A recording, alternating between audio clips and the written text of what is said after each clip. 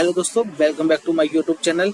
तो आज हम इसमें पढ़ने जा रहे हैं 9वीं क्लास का जीवन चैप्टर जीवन की मौलिक इकाई अध्याय 5। हिंदी मीडियम में हम अब ऊपर से लिखेंगे, इंग्लिश मीडियम में मैं पूरा आपको detail video Hindi plus bilingual होगा वो, तो उसमें आपको पूरा डिटेल में बता दूंगा मैं।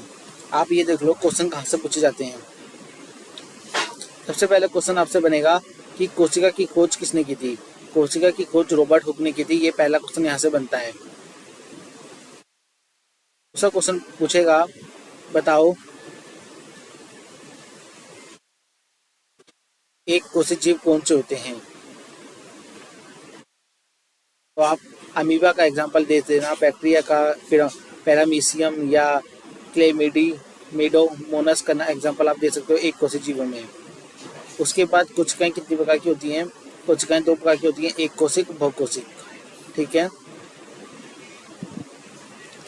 बहुकोशिक के एग्जाम्पल में ले लेना पादप, जंतु, फंजाई, कवक जिसे हम कहते हैं। तो अब हम पढ़ रहे हैं कुछ कोशिकाओं के नाम, मानव शरीर की विभिन्न कोशिकाओं के नाम। ये याद रख लेना, कम से कम 2 कोशिकाओं के नाम वो आपसे पूछ सकता है। तो आप तंत्रिका कोशिका और रुधिर कोशिका यानी कि ब्लड सेल्स जो हमारे हैं आरबीसी और डब्ल्यूसी पाए जाते हैं, आप रुधिर कोशिकाएं याद कर लेना। कम से कम 2 कोशिकाएं आपके एग्जाम में आएंगी फिगर के साथ, तो आप ये भी क्लियर रख लेना। ये टेस्ट में भी आएंगी और सब में आएंगी। अच्छा, एक क्वेश्चन होता है जिस प्रकार हमारी जो दीवार है, घरों में जो दीवार बनाई जाती है उसकी सबसे छोटी इकाई ईंट होती है, उसी प्रकार हमारे जीवन की सबसे छोटी इकाई क्या होगी, कोशिका होगी। कोशिका ही हमारी पूरी जीवन की संरचनात्मक बनाता है कि हमारी शेप कैसे होगी।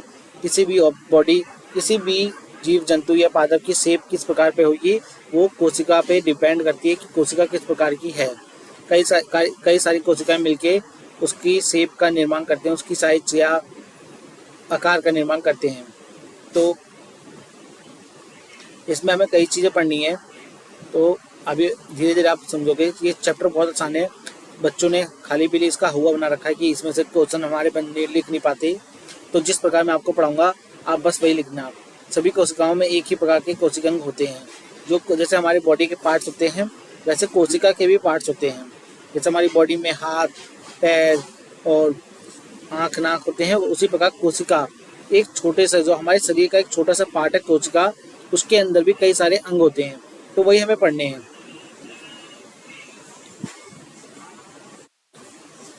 तो कोशिका का अध्ययन हम करेंगे तो उसमें हमें सबसे पहले 3 चीज़ें पढ़नी है, प्लाज्मा झिल्ली, केंद्रक और कोशिका द्रव्य।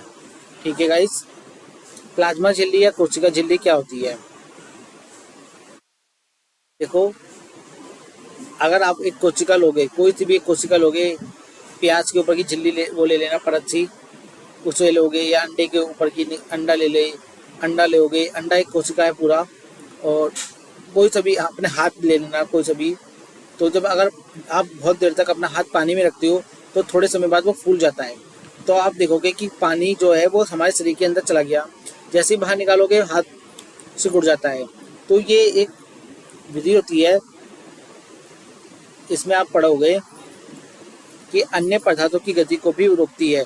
जो कोशिका झिल्ली होती है हमारी, वो प्लाज्मा झिल्ली कुछ पदार्थों को अंदर और बाहर आने जाने देती है। हर चीज़ तो अंदर जा नहीं सकती, और हमारा खून बिना उसे निकल बाहर नहीं आता, बिना उसमें छेद कटे पिटे कुछ करने के बाद। उसी प्रकार कोशिका झिल्ली को इसलिए वर्णक परागणय झिल्ली कहते हैं, क्योंकि वर्णात्मक पारगम्य झिल्ली कहते हैं, क्योंकि ये कुछ ही पदार्थ को अंदर और बाहर जाने देती है। कोशिका में पदार्थों की गति कैसे होती है, ये पदार्थ कोशिका से बाहर कैसे आते हैं। देखो, मैंने आपको बताया, ये वो एग्जांपल आप बाद में देखना, पहले आप ये सीख लो कि कुछ इस प्रकार प्रक्रिया कोशिका में, जैसे हमारे अंदर CO2 अंदर लेते हैं और CO2 बाहर, और O2 अंदर बाहर निकालते हैं। तो ये सब होता कैसे है। देखो, जब हमारे अंदर, शरीर के अंदर CO2 की मात्रा बढ़ जाएगी तो, और बाहर जो हमारे आसपास वातावरण होगा उसमें CO2 की मात्रा कम होगी, तो हमारे शरीर से CO2 बाहर निकल जाएगी। इसका मतलब क्या है, आप समझो कि हर कोई चीज़ हायर से लोअर की तरफ बहती है। जैसे टेम्परेचर, अगर आप एक किनारे से लोहे को गर्म करोगे तो दूसरा हिस्सा तो ठंडा है हमारा, तो जो हाईयर टेम्परेचर होगा उधर से हमारी हीट कहाँ पे फ्लो होगी, लोअर की साइड फ्लो होने लगेगी। उसी प्रकार CO2 हमारे शरीर में हर चीज़ जो भी है CO2 शरीर में जब CO2 की मात्रा बढ़ जाएगी और बाहर कोशिका उसकी मात्रा कम होगी तो हमारे शरीर से CO2 बाहर निकल जाएगी।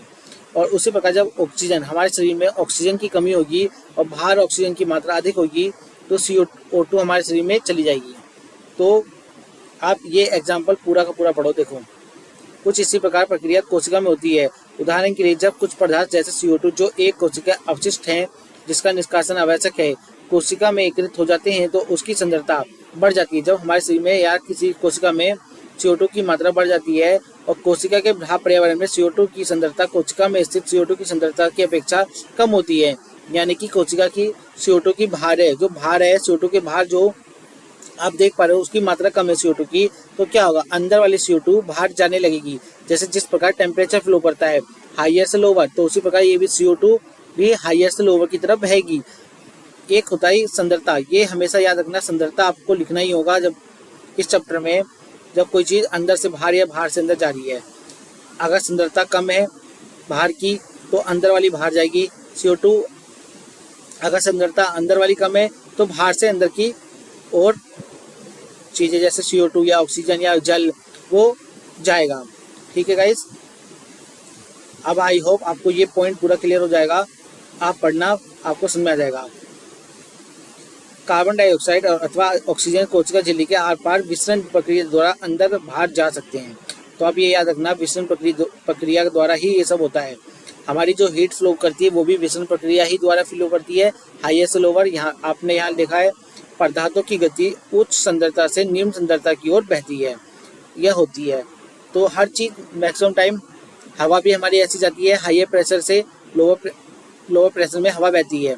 जहाँ पर लोअर प्रेशर हमारा बनेगा और जहाँ पर हाईयर प्रेशर होगा हवा का, वहाँ से वो लोअर की तरफ बहने लगेगी। तो विसरण 3 प्रकार की होती है। विसरण हमारा जो प्राशन विधि होती है जब ये चीज़ कोशिका में होती है। जल के अणुओं की गति जब वर्णात्मक परागीय झिल्ली द्वारा हो तो उसे परासन कहते हैं। अब विसरण तो हमारे कुछ एक CO2 की वो थी प्रक्रिया थी कि अंदर हाई उच्च सांद्रता से निम्न सांद्रता की ओर जाती है, और यही काम अगर झिल्ली से हो, परागमय झिल्ली से हो तो उसे हम क्या कहेंगे, वर्णात्मक परागमय झिल्ली से हो तो उसे परासन कहते हैं। अब परासन हमारा 3 प्रकार का होता है। अल्पराशन दाबी विलयन, जब कोशिका के बाहर की मात्रा, कोशिका के बाहर जो हमारी सांद्रता का जल है और जो कोशिका के अंदर की जल सांद्रता है उसमें डिफरेंस होगा। यानी कि कौन सा डिफरेंस होगा, यानी कि जो बाहर की सांद्रता है वो ज़्यादा होगी और कोशिका के अंदर की सांद्रता कम होगी। तो क्या होगा, पानी अंदर जल चला जाएगा, जल अंदर चला जाएगा। इससे क्या होगा, हमारी कोशिका फूल जाएगी, इससे कोशिका फूलने लगेगी। तो उसी प्रकार हमारा एक और है समपराशरी विलयन। इसमें कुछ नहीं होगा, अन्ना जल बराबर सांद्रता दोनों की बराबर होगी, अंदर भी और बाहर भी। और इसमें है अति प्राशन दाबी विलयन। या पढ़ना आप बिल्कुल आसान है, या पढ़ लोगे। अब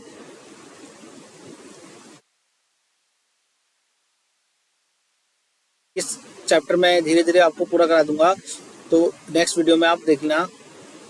जो समझ में आए वो नीचे कमेंट बॉक्स में बता देना। नेक्स्ट वीडियो में 3 वीडियो में ये चैप्टर आपका कंप्लीट कराऊंगा। Thank you guys.